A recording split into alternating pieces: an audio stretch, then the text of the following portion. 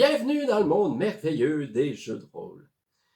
Cet épisode sera consacré à Taslo, la malédiction de Normata, le premier livre que j'ai écrit pour mon personnage non-joueur favori.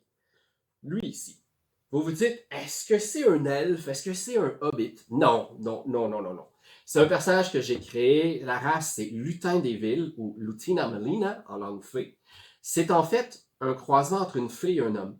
Et c'est une race à part entière que j'ai créée pour mes joueurs, pour moi.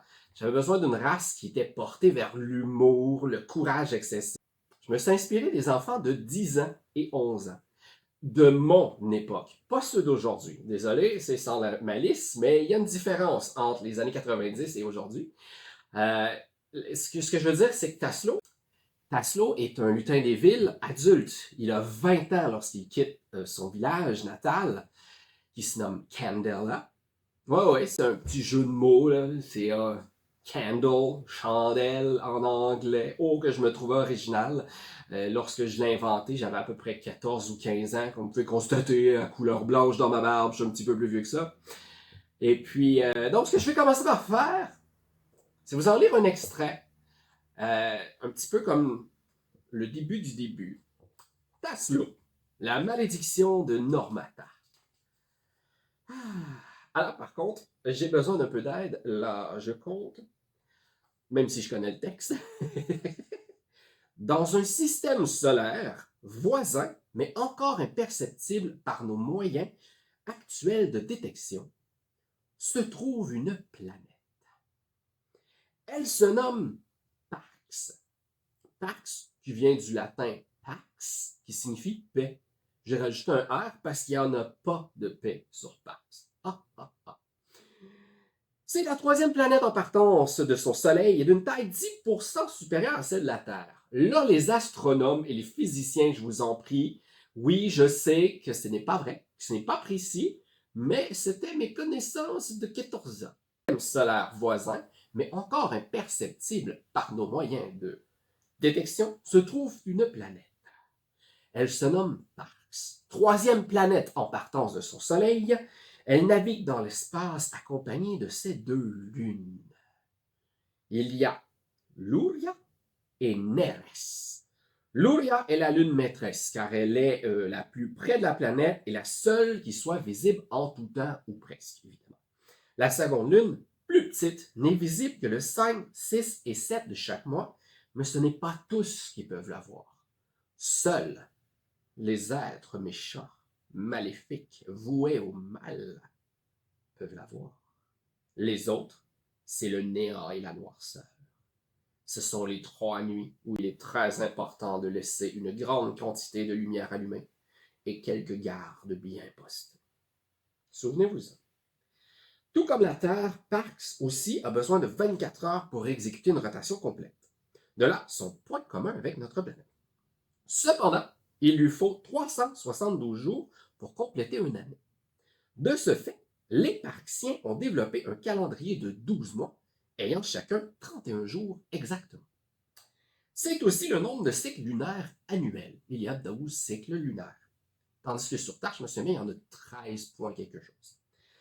Sur cette planète, vivent des êtres semblables aux humains, ainsi que des êtres semblables aux elfes, aux lutins de nos contes de fées. Il y a aussi plusieurs autres êtres ne ressemblant à rien de connu sur Terre. Si je vous dis le mot Chung, Draxis, Anadonien, Lunadelphique, Cristallio, Tchak, Lutina Boisé, Lutina Melina, je suis sûr qu'en ce moment, je vous ai perdu dans cette énumération, mais vous faites de quelle langue il parle. Ce sont tout simplement le nom des races que j'ai créées. Il y a en fait 5 grandes races sur Parx. Les humains, comme on les connaît nous, accompagnés des Nordiques, qui sont des humains très grands, très costauds, résistants au froid.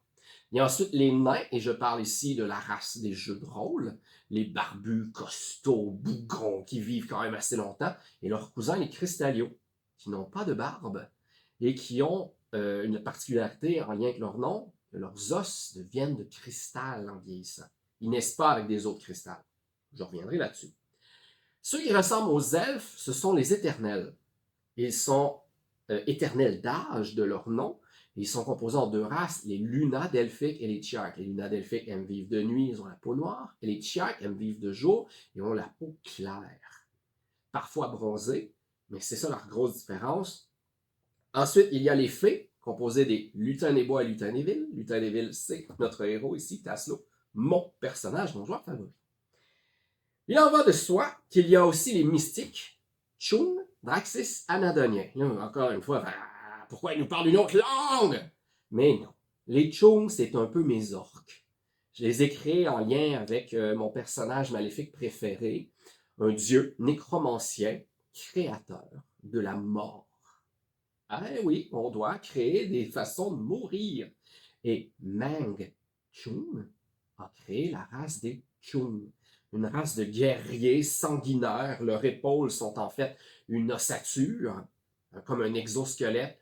Ils sont très résistants à la douleur, voire immunisés. Si vous les croisez, Chun, classe barbare, oubliez ça, vous avez le parfait tank qui ne nécessite pas d'armure. Un excellent choix de personnage pour ceux qui aiment tapocher, frapper, fracasser, tout casser, quoi.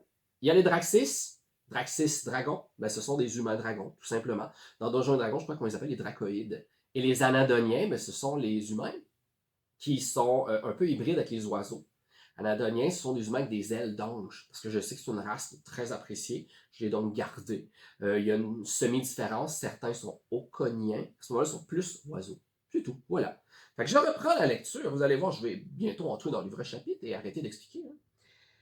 Sur cette planète, comme je disais, vivent des êtres semblables aux humains, aux elfes et aux nains. C'est un monde. Oui. Malheureusement, leur faune est aussi composée de terribles, terribles créatures que nous, les humains, on considérait comme des démons, des monstres, et ils ont aussi des morts vivants. C'est un jeu de rôle. Hein? Si jamais vous avez jamais joué à des jeux de rôle, ça se peut que vous vous dites, des gars, quoi? Mais oui, dans les jeux de rôle, il y a à la fois des morts vivants, des démons, des monstres, des créatures uniques. Parfois, on est même obligé de se battre contre des gaz. Et ici, je ne parle pas de le pit, là. Désolé, fallait que la fasse. Des gaz. Donc, je poursuis. C'est un monde où la magie et les chevaliers côtoient le quotidien. C'est un endroit très différent du nôtre, mais qui partage le même espoir de paix, d'amour, etc. Cette histoire commence, car il y a un village du nom de Normata. C'est à cet endroit que vivent des humains paisibles et chaleureux, et que cette histoire débuta. Chapitre 1. Et là, on y va pour le premier chapitre. L'arrivée à Normata. Un matin, comme les autres au village de Normata, un fait inusité se produisit. Un petit personnage s'en approchait.